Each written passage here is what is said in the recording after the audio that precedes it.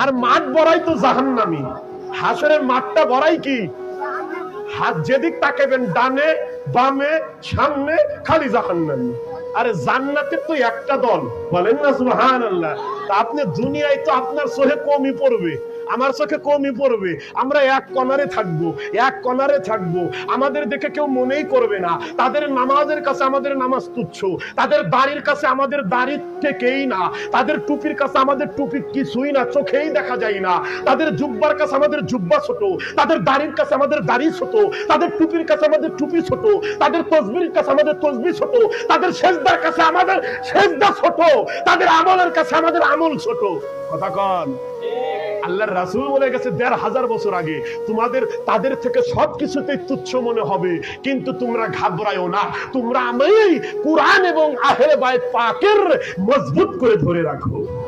আর কিচ্ছু করতে হবে না, কোরআন এবং আহলে বাইত পাকের মহব্বত করে যাও, আহলে বাইত পাকের ধরো এবং কোরআনের আইন, কোরআন মোতাবেক চলতে চেষ্টা করো, কোরআনের পথে চলো, আহলে বাইত পাকের দেখে দেখে চলো, আহলে বাইত পাকের অনুসরণ করে চলো।